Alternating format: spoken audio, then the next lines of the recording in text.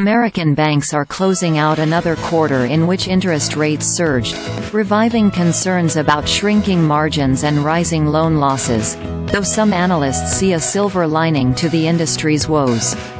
Just as they did during the March regional banking crisis, higher rates are expected to lead to a jump in losses on banks' bond portfolios and contribute to funding pressures as institutions are forced to pay higher rates for deposits. KBW analysts Christopher McGratty and David Konrad estimate banks' per-share earnings fell 18% in the third quarter as lending margins compressed and loan demand sank on higher borrowing costs. The fundamental outlook is hard near term. Revenues are declining, margins are declining, growth is slowing, McGratty said in a phone interview. Earnings season kicks off Friday with reports from JPMorgan Chase, Citigroup and Wells Fargo. Bank stocks have been intertwined closely with the path of borrowing costs this year.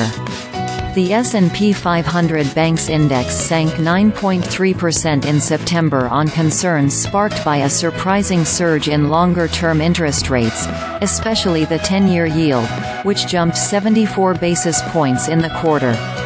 Rising yields mean the bonds owned by banks fall in value, creating unrealized losses that pressure capital levels. The dynamic caught mid-sized institutions including Silicon Valley Bank and First Republic off guard earlier this year, which, combined with deposit runs, led to government seizure of those banks. Big banks have largely dodged concerns tied to underwater bonds, with the notable exception of Bank of America. The bank piled into low-yielding securities during the pandemic and had more than $100 billion in paper losses on bonds at midyear. The issue constrains the bank's interest revenue and has made the lender the worst stock performer this year among the top 6 U.S. institutions. Expectations on the impact of higher rates on banks' balance sheets varied. Morgan Stanley analysts led by Betsy Graseck said in an October 2 note that the estimated impact from the bond rout in 3Q is more than double losses in the second quarter. Bond losses will have the deepest impact on regional lenders including Comerica, Third Bank and KeyBank, the Morgan Stanley analyst said. Still, others including KBW and UBS analysts said that other factors could soften the capital hit from higher rates for most of the industry.